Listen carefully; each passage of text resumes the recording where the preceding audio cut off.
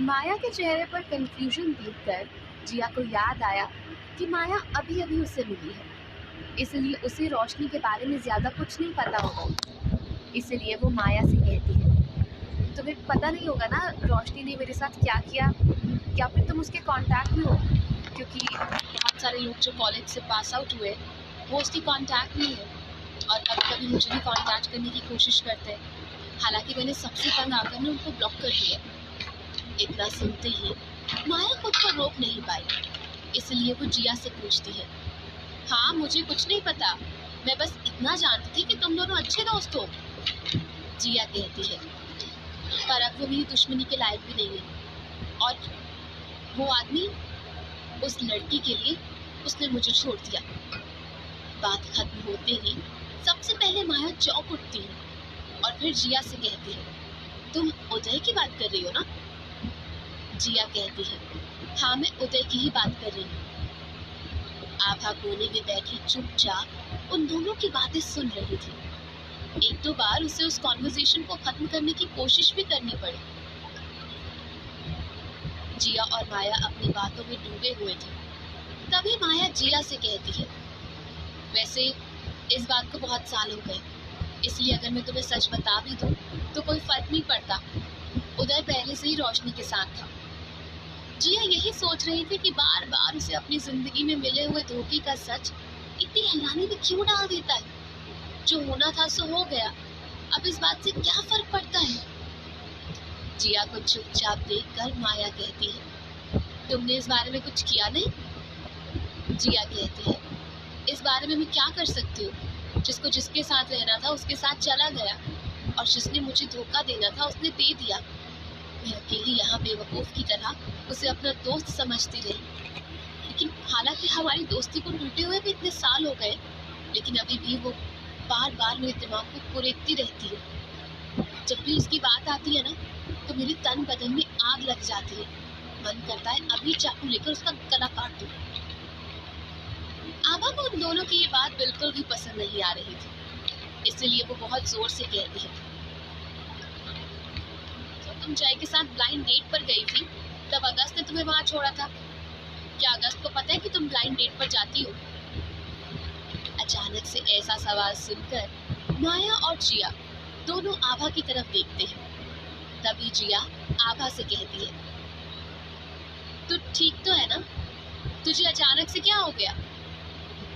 इतनी पुरानी बातें क्यों पूछ रही है?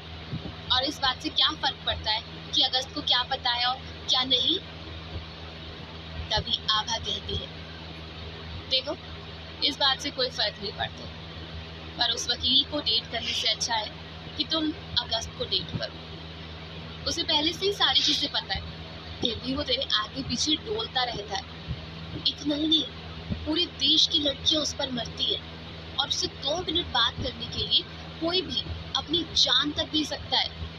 ऐसे आदमी को तो छोड़ ही कैसे सकती है? मुझे तो समझ में ही नहीं आता है। तुझे हो क्या गया है?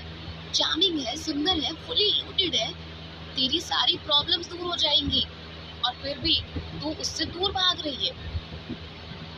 आभा की बात सुनकर माया भी जिया से कहती है, तो मैं तो यही बोलूंगी कि तुझे उसे झट से हाँ कह देना चाहिए, या फिर खुद ही प्रपोज कर देना चाहिए। तुझे पता है अब आगे चलकर तुझे अपनी माँ का ऑपरेशन करवाना है। हालांकि ऑपरेशन के लिए तूने पैसे बचा कर रखे हैं, लेकिन उसके बाद जो रिकवरी होगी उस पर जो पैसा लगेगा वो तू कहाँ से लेकर आएगी? और वो वकील, क्या उसको पता है आंटी के बारे में? ये सुनते ही जिया ना में सर हिलाकर कहती है, नहीं, मेरी जैसे इस बारे में कोई बात नहीं हुई, और वैसे भी मुझे किसी से शादी नहीं करनी, मुझे जय पसंद नहीं है। माया फिर से जिया को समझाते हुए कहती है, आखिर तुझे जिंदगी में क्या चाहिए?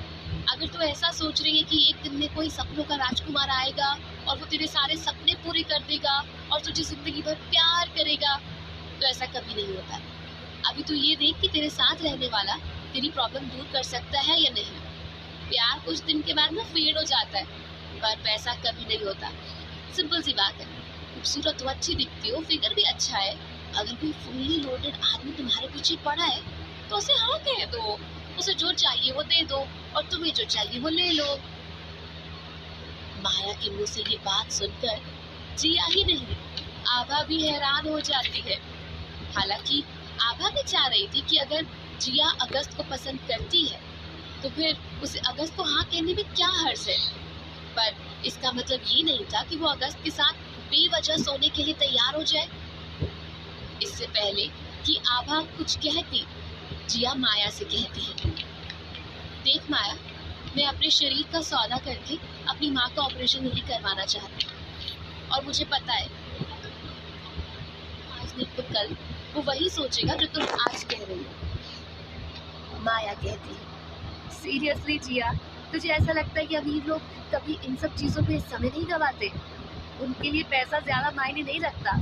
जब तक तुम उन्हें खुशी दोगी तब तक तुम्हें पैसा आता रहेगा, जब तक तुम उन्हें खुशी नहीं दोगी तब वो तुम्हें पैसा देना बंद कर देंगे। बस इतनी सी बात है। हालांकि माया कितना भी कड़वा सच क्यों न कह दे, जिया का दिल इस बात के लिए नहीं मानने वाला था कि वो अगस्त से सिर्फ और सिर्फ उसके पैसों के लिए उसे प्यार का नाटक करे और उसे हाँ कह दे और फिर अपनी माँ का इलाज करवा ले। वैसे तो माँ का ऑपरेशन होने के बाद जिया सचमुच कर्जे में डूबने वाली थी और उसके अंदर वो कर्जा उठाने की हिम्मत थी, लेकिन सिर्फ किसी का बिस्तर गर्म करके पैसे कमाना उसके लिए ठीक नहीं था। इसकी जगह पर वो कंपनी में मेहनत करके अपनी सैलरी बढ़ाने पर ज्यादा जोर दे, वो उसे ज्यादा सही लगेगा। इससे पहले कि माया एक और शब्द जिया को बोल पाती, तभी आवाज जोर से चिल्लाते हुए कहती है, बस कर माया, बहुत हो गया पैसा पैसा।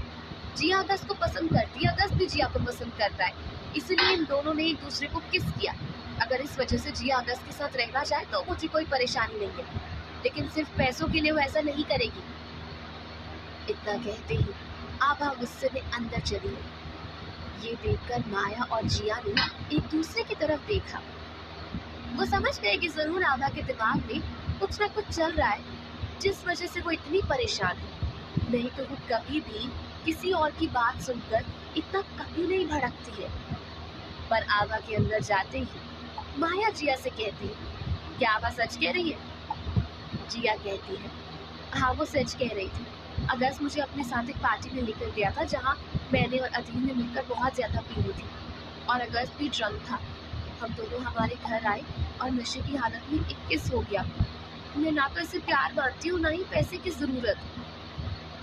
इतना कहते ही जिया भी अंदर चली गई। आभा बिस्तर के कोने में तकिया लेकर दूसरी तरफ मुंह फेर कर लेट चुकी थी और उसने अपनी आंखों को कसकर दबाया हुआ था। साथ ही उसके मन में अभी अपनी माँ की बातें चल रही थी, क्योंकि हर बार उसकी माँ उसे सिर्फ और सिर्फ पैसे की बात करने के लिए ही मिला करती थी। तभी एक बार और जिया ने माया की तरफ देखा और माया ने जिया के कान में धीमी आवाज में कहा, मुझे नहीं लगता इस समय हमें आभा से बात भी करनी चाहिए। उसे थोड़ा समय दे दो, फिर वो खुद ब खुद अपने बारे में बता देगी। बिस्तर के बीचों बीच फ्रूट की प्लेट रखी हुई थी। जिया ने उसमें से एक फ्रूट का पीस उठाकर खाते हुए उस प्लेट को साइड में रख दिया और फिर आभा को कंबल ओढ़ाते हुए वो खुद भी लेट जाती है। जिया आभा और माया के बीच में सोई हुई थी और छत की तरफ देख रही थी। तभी उसकी आंखों से आंसू बहने लगते हैं और वो अपनी माँ के बारे में सोचने लगती है। उसे गार्डन में मोहिनी की कही हुई बात याद आती है। जिया सोचने लगती है कि मोहिनी उसकी शादी जल्द से जल्द इसीलिए नहीं करवाना चाहती कि जिया की उम्र बढ़ रही है, बल्कि इसलिए करवाना चाहती है कि कोई जिया का बोझ हल्का कर दे, कोई ऐसा उसकी जिंदगी में आए जो उसके खर्चों में उसका हाथ बटा सके। दूसरी तरफ माया ने जो बात जिया को समझाई थी उसके बारे में सोचकर भी उसे डर लग रहा था। रात भर जिया करवट लेती रही और उसे एक बार भी नींद नहीं आई। फिर उसने अपने फोन की तरफ देखा। रात के 2 बजे हुए थे। दूसरी तरफ अगस्त ऑफिस से निकलकर उस रिजॉर्ट की तरफ बढ़ने लगा था, लेकिन आधे रास्ते में पहुंचकर उसे ऐसा महसूस हुआ कि जैसे वो बहुत बड़ी गलती कर रहा है। इस तरह का पागलपन उसके लिए ठीक नहीं है। जिया ने उसे एक बार भी ऐसा एहसास नहीं दिलाया कि वो उसे पसंद करती है। फिर इस तरह लगातार पीछे पड़े रहना अगस्त की पर्सनालिटी को शोभा नहीं देता था। तभी अगस्त ने ड्राइवर को गाड़ी मोड़ने के लिए कहा। साथ ही अगस्त को पता था कि अगर वो घर गया तो अधीर उससे जरूर आज के दिन के बारे में पूछेगा। अगस्त इस वक्त किसी से बात नहीं करना चाहता था और ना ही अपना गुस्सा किसी पर निकालना चाहता था। इसलिए उसने महिपालपुर में एक 5 स्टार होटल बुक किया और होटल रूम में जाकर बिस्तर पर लेट गया। जैसे ही उसने छत की तरफ देखा, उसे जिया का चेहरा नजर आ रहा था। अगस्त ने जिया को सिर्फ और सिर्फ उस पार्टी में बहुत सारी शराब पीने के बाद हंसते हुए मुस्कुराते हुए देखा था। उसके बाद जिया की मुस्कुराहट सिर्फ इन फोटोज में रह गई थी। अगस्त को नींद नहीं आ रही थी, इसलिए उसने अपना फोन उठाया और एक बार फिर से जिया की सभी फोटोज देखने लगा। साथ ही उसके कानों में जिया की आवाज गूंजने लगी। जिया ने फोन करके अगस्त से कहा, मुझे आपका दिया हुआ कोई तोहफा नहीं चाहिए, प्लीज अपना कीमती तोहफा वापस लेकर जाइए। ये मेरे लिए ठीक नहीं है। अगर इस बारे में किसी को भी पता चला तो सब लोग मेरा मजाक उड़ाएंगे। इतना सोचकर अगस्त ने अपना फोन फिर से बिस्तर के किनारे पर रख दिया। दूसरी तरफ जिया भी छत की तरफ देख रही थी और माया की बात उसके कानों में गूंज रही थी। माया ने कहा, जिया तो इतनी चिंता क्यों करती है? एक बार तूने अगस्त को हाँ कहती तो तेरी सारी मनी प्रॉब्लम्स तो खत्म ही हो जाएगी। साथ ही रोशनी का भी मुंह बंद हो जाएगा। आज नहीं तो कल उसे पता चल ही जाएगा कि तू कितने बड़े आदमी को डेट कर रही है। तभी उसे वो डिनर की रात याद आ गई, जब वो अगस्त के साथ कार में बैठकर आ रही थी और रोशनी का मुंह खुला का खुला ही रह गया था। जिया का अगला फैसला क्या होगा? आभा की रात भर काफी देर तक जिया अपने दोस्तों की बात सुनकर परेशान रही। फिर तकरीबन 4 बजे के आसपास उसकी आंख लग गई। सुबह सुबह उन्हें रूम चेकआउट करना था, इसलिए आभा और माया जिया से पहले उठ गए थे। आभा जिया के सर पर हाथ फेरते हुए उससे कहती है, चल जिया अब उठ जा, हमें रूम चेकआउट करना है और आंटी को शॉपिंग भी करवानी है। मौसी और मोहिनी पहले से ही अपना रूम चेकआउट करके लाउंज एरिया में उन तीनों का इंतजार कर रहे थे।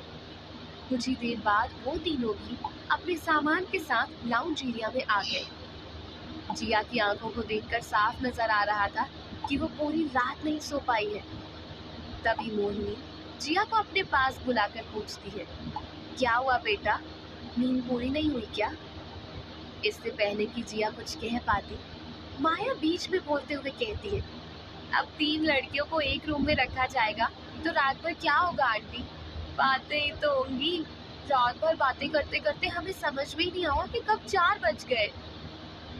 माया की बात सुनकर जिया मुस्कुराते हुए हाँ में सर हिलाती है और मोहिनी जिया के सर पर हाथ फेर कर कहती है, यही तो उम्र है तुम्हारी मस्ती मजाक करने की, अभी नहीं करोगे तो कब करोगे? चलो सब लोग आ गए ना? तभी जिया मोहिनी से कहती है, हाँ माँ मैंने गाड़ी भी बुला ली है, पहले हम 5 मॉल जाएंगे, आपके लिए कुछ शॉपिंग करेंगे क्योंकि ठंडी के कपड़े ना आपने बहुत टाइम से नहीं लिए और न्यू ईयर भी आने वाला है और न्यू ईयर पर तो सबके पास नए नए कपड़े होने चाहिए ना। मोहिनी जिया को समझाने की कोशिश करते हुए कहती है, बेटा मेरे पास बहुत सारे ठंडी के कपड़े हैं, फिर नए क्यों लेने? वैसे भी मेरे दूसरे ऑपरेशन में बहुत पैसे लगेंगे, इन छोटी मोटी चीजों में कटौती करके ही ना अब जिंदगी काटनी पड़ेगी।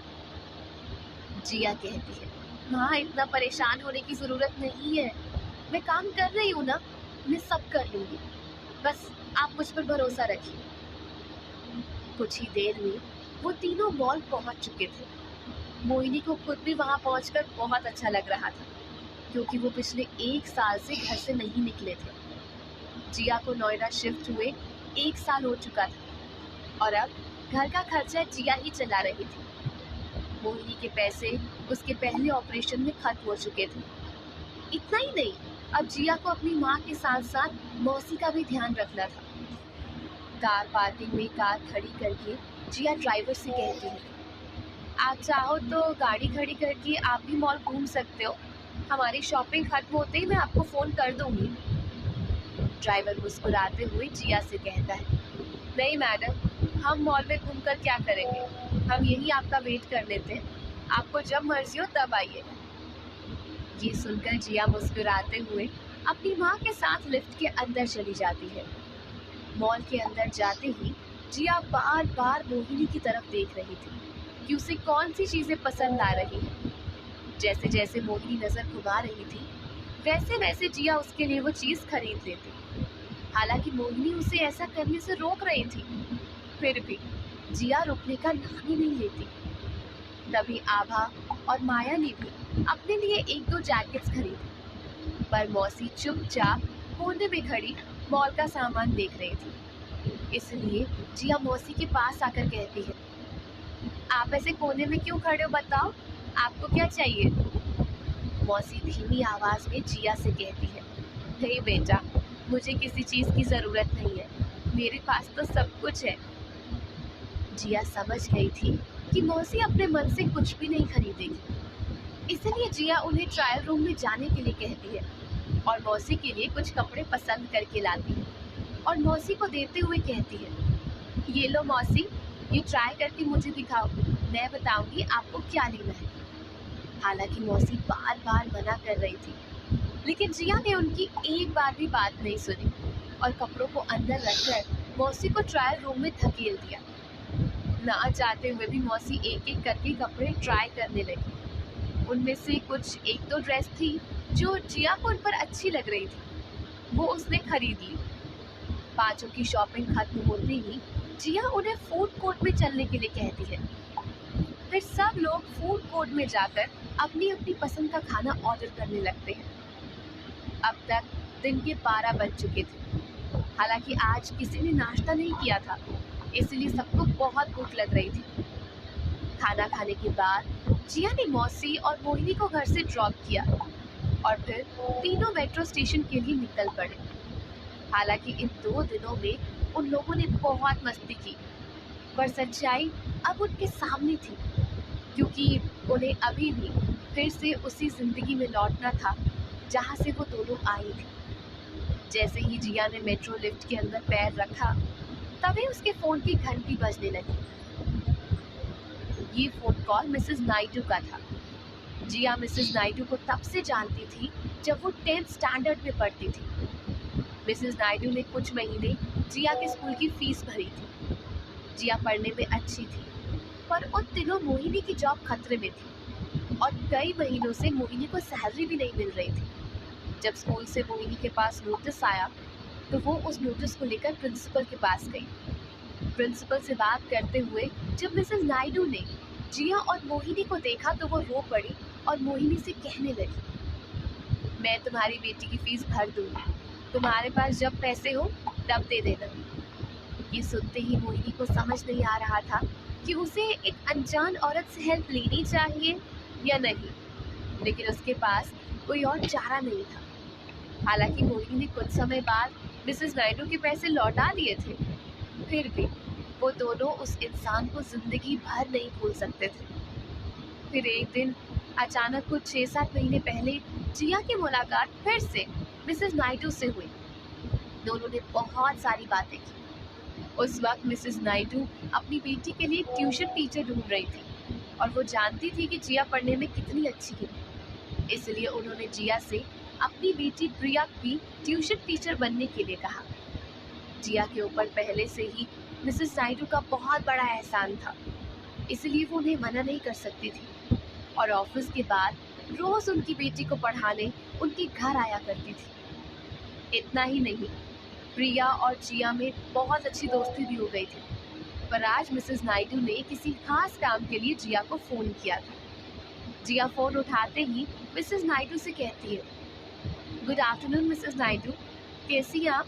मैंने आपको आज की छुट्टी के लिए मेल किया था, शायद आपको मेल नहीं मिला।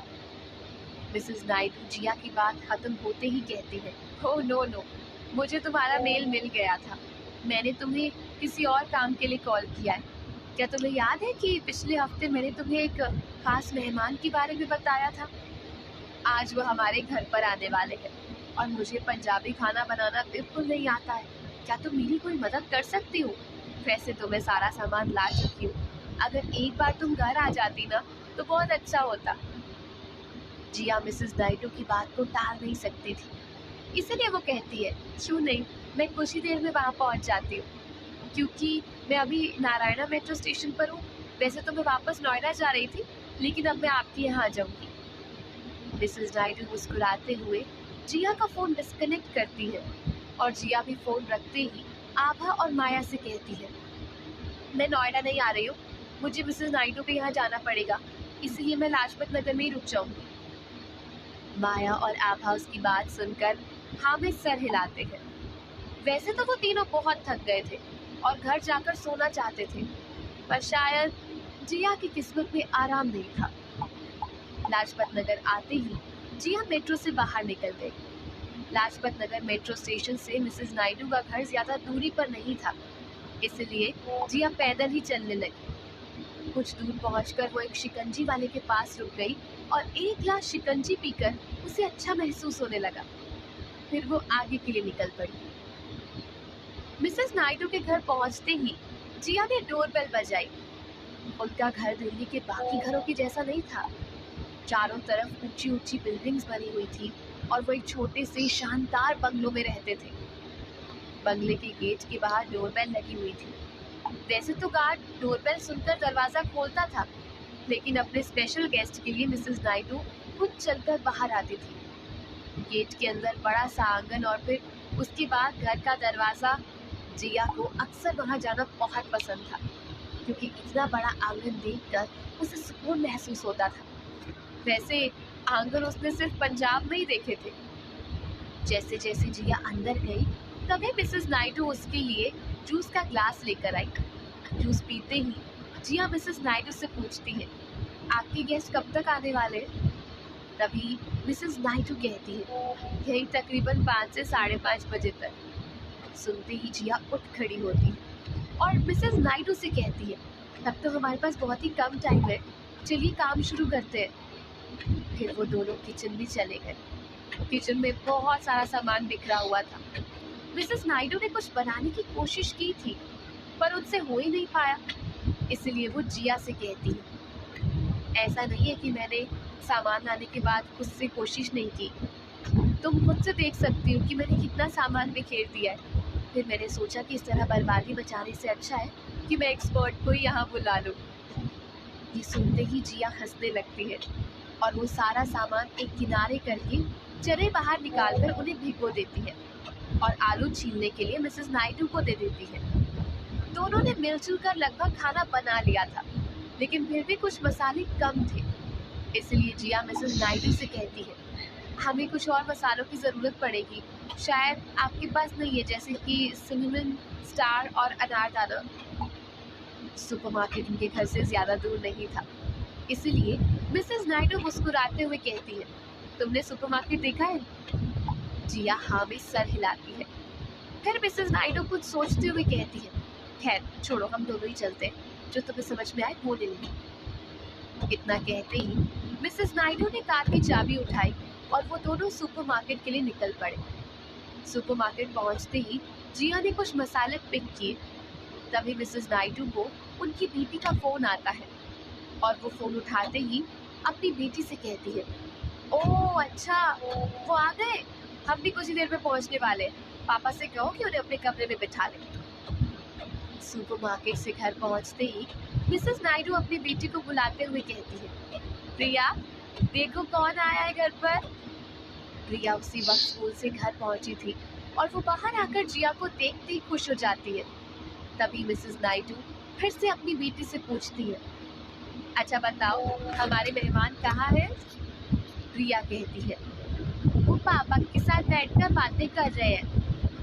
तभी मिस्टर नायडू अपने मेहमान के साथ लिविंग रूम में आते हैं और जिया मिसेस नायडू के मेहमान को देखकर चौंक उठती है। मिसेस नायडू का मेहमान कौन था? जिया हैरान क्यों हुई? आगे जानने